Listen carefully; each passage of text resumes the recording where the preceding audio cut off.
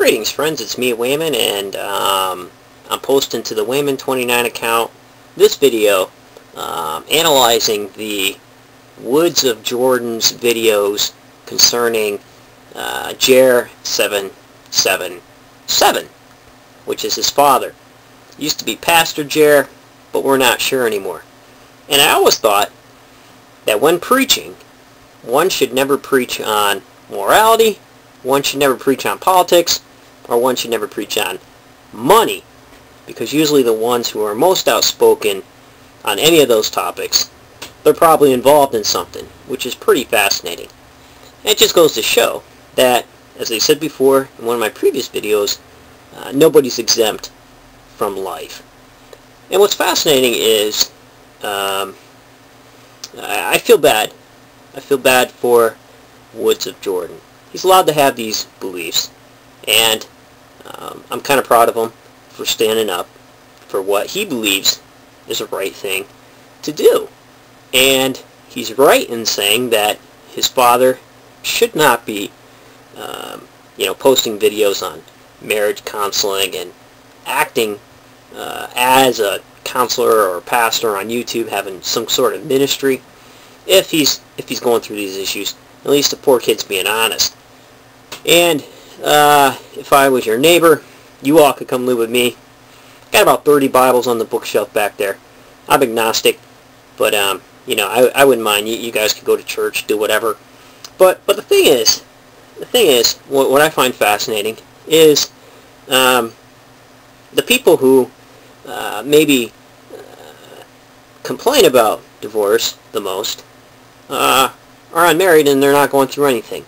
The people that complain about all these morality issues and all these issues involving religious morality, not only sexual morality but in society as general, like almost any topic, are the people who aren't really involved in any of it, and they can.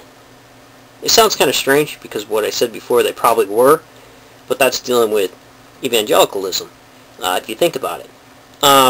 I found a couple interesting articles on the pureforum.org site concerning divorce, evangelical separation anxiety. And I'll link to a few of these articles, and you need to read because the pureforum.org pretty much keeps people up to date on what's going on. You know, they do these little surveys, and also the Rick Ross website, rickross.com, I believe it is, monitors cult activities. And these two websites I pretty much read. That way you kind of know what everybody's doing behind the scenes, because what we're saying is one thing, what we're doing is totally different. If religion was not a factor in this situation between Pastor Jer and Woods of Jordan, none of these issues would never be a problem. They would all be living together happily. This lady and her two daughters, Woods of Jordan and his brother, and everything would be fine. But since religion ends up questioning some of these issues in modern society, it's an issue. And so, what is the difference?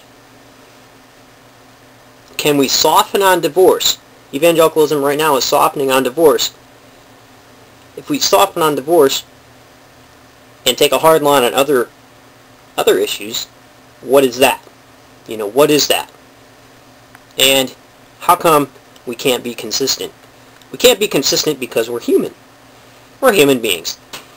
And that's why whenever I go to a church and they start preaching on money, politics, or morality, I can turn that off in my brain, because I know that they have no idea what they're talking about, because it's a lot easier to preach about something when you're not in that situation. However, when you find yourself in that situation, things change dramatically.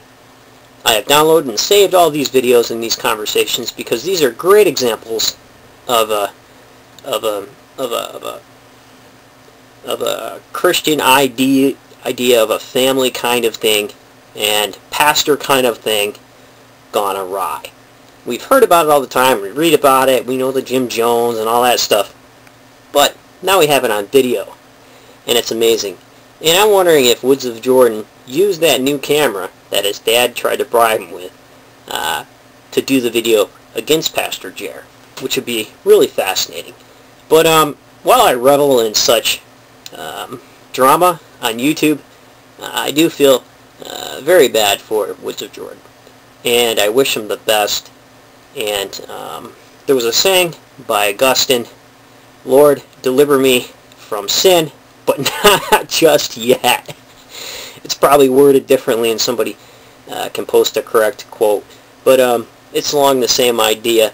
I think maybe Pastor Jer went that route. Save me from sin, but not just yet, because he's enjoying it too much. So I don't know. What about Samson?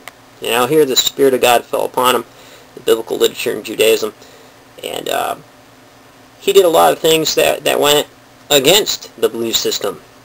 He wasn't even supposed to go and marry the Canaanite women and the Philistine women. So, what's that say? He didn't care. He just did what he wanted to. He got his eyes taken out, but in the end, he killed more. He killed more than in that one day than he did all of his life, and he ended up being a Jewish Hercules. Amazing. So I don't know. Maybe sometimes bending the rules gets you someplace, but I guess it all depends on how you do it. So I don't know. Stay true to yourselves, and remember, if everybody's thinking alike, then somebody isn't thinking.